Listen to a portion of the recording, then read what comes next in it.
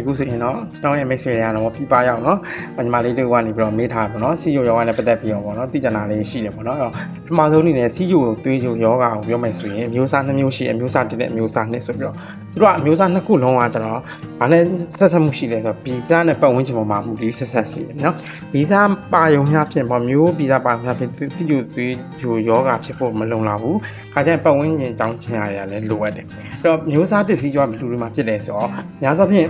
မီရောဖောင်နှစ်ဖက်စလုံးကတော့နောက်တစ်ဖက်ကတော့သူတို့ရှာနေပြီးတော့ဗီဇဘူးပါလာတယ်များသောဖြင့် white လူဖြူတွေပေါ့နော်အဲ့ဘက်တွေမှာဖြစ်များတယ်ဗီဇပါချင်တဲ့အချို့တွေကြောင့်လည်းမျိုးစား1စီဂျိုမဖြစ်ပေါ်တဲ့အချက်တွေလည်းရှိတယ်ဒါသူတွေတင်ရှိတယ်ပေါ့နော်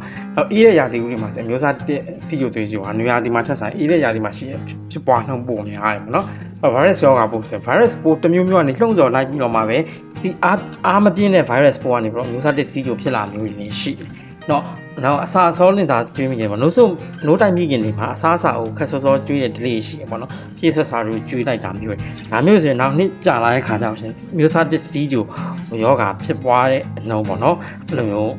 တွေ့ရတယ်ပေါ့နော်ဥပမာထားပါတော့မျိုးစားအချိန်ကြာကြီးဒီမှာအစတင်ဖြစ်ပေါ်လာမျိုးလည်းရှိတယ်ခါကြောက်ရှင်နော်အဲ့ဖြစ်တဲ့လူတွေမှာဒီမျိုးစား1စီဂျိုမဖြစ်မီကာလအတွင်းမှာသူတို့ရဲ့အခန္ဓာကိုယ်မှာရှိတဲ့အင်္ဂါတွေထိခိုက်ပြန်လဲထိခိုက်တိုက်ပြီးတော့တိုက်ခိုက်နိုင်တယ်တော့ပြောချင်တာကကိုယ်ခန္ဓာကိုယ်မှာရှိတဲ့ကိုရင်းအင်္ဂါတွေပြန်တိုက်တဲ့ပရိပစ္စည်းတွေပေါ့နော် auto immune စနစ်တွေ auto antibody စနစ်တွေပေါ်တာမျိုးတွေလည်းတွေ့ရတယ်ဒါအမျိုးအစား1ပေါ့မျိုးစား2ကတော့အများဆုံးဖြစ်တွေ့ရတတ်တယ်မျိုးစား2ကိုတွေ့မယ်ဆိုရင်ခါကြောက်ရှင်လူနေမှုပုံစံတွေပေါ့နော်ဘယ်လိုပါလဲဆိုတော့အဝလွန်တာတွေကိုလည်းလောက်ရှာအားစားနေတာမျိုးတွေအစားတော့ပုံစံမမှန်တာမျိုးတွေအဓိကတော့ဒီနောက်ပိုင်းမှာတော့အဝလွန်ခဲ့မှုတွေနဲ့အတူတွဲလာတွေ့ရတယ်မိသားစုထဲမှာစီးကြိုသွေးကြိုဖြစ်ပြီးဆိုလို့ရှိရင်ဗီဇကြောင့်လားပတ်ဝန်းကျင်ကြောင့်လားလူနေမှုပုံစံကြောင့်လားဒါတွေကခွဲရခက်တဲ့ခါကြတယ်မိသားစုထဲမှာစီးကြိုသွေးကြိုရှိနေလို့ဆိုတော့လေကျွန်တော်တို့အနေနဲ့ဗာလဲစိတ်တက်ကြကြမလို့ဒါတွေကကာကွယ်လို့ရတဲ့စနစ်တွေလည်းရှိတယ်လို့ဒါပေမဲ့ယောဂဖြစ်ပြီးသွားပြီဆိုလို့ရှိရင်ခန္ဓာကိုယ်ဒါမော lifestyle modification မှာနေ့တူကနေစဉ်ပုံမှန်နေထိုင်မှုပုံစံတွေကိုပြုပြင်ပြောင်းလဲပြီးတော့အစားအသောက်တွေကိုလည်းပြောင်းလဲမယ်နေထိုင်နေလည်းပြောင်းလဲမယ်ဆေးတွေလည်းတောက်မယ်ဆိုရင်ဒါတွေကကျွန်တော်တို့နော်ကုသလို့ရပြီဆေးဟာဖြစ်တယ်ဟိုယောဂါဖြစ်တယ်စိတ်ဓာတ်ကြကြမလို့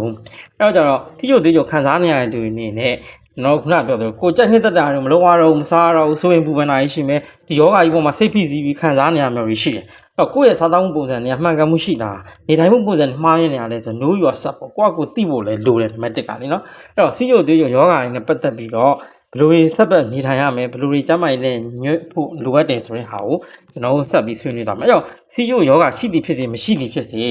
ကျွန်တော်တို့ကကာကွယ်တဲ့အနေနဲ့ကိုလက်အကြမ်းခိုင်တွေလုပ်တင်တယ်ခုနစားတောက်တွေကိုဘယ်လိုစားရမလဲပေါ့ကျွန်တော်အမြဲတမ်းပြောတယ်တနေ့ကိုရေသန့်မှု2လီတာနဲ့3ထားတဲ့တောက်ပါနော်ပြီးရင်မနက်ခင်းပိုင်းမှာနော် toilet သွားတဲ့ကျင့်ပေါ့လုပ်ပါတနေ့1တစ်ချိန်အနည်းဆုံးသွားပါမိမိရဲ့စီကိုအမြဲတမ်း check လုပ်ပါအယောင်တို့ပမာဏအစနော်ပုံမှန်ဟုတ်မဟုတ်ပေါ့မိမိရဲ့သုံးပစ္စည်းကိုမှမိမိမကြည့်ရင်ဘယ်သူကကြည့်မှာလဲဒါမျိုးကွာတေချာခါကြောက်ရှင်မတင်ငါလို့ရှင်ဓာတ်ပုံရိပ်မှတ်တမ်းထင်ထားမယ်မေးရအပြည့်ရှင်အတိရသားကအကုန်စားပါအပူဆက် ready made မိကိုကြက်တိုက်မှုမြင့်လက်တယ်ချင်းဒါတွေမစားပါနဲ့အမြန်ပြောနော်အဲ့တော့ဆက်လက်ပြီးအပိုင်းနဲ့မှာဆွေးနွေးပါမယ်ဒီမိနစ်လည်းသိကျင်တဲ့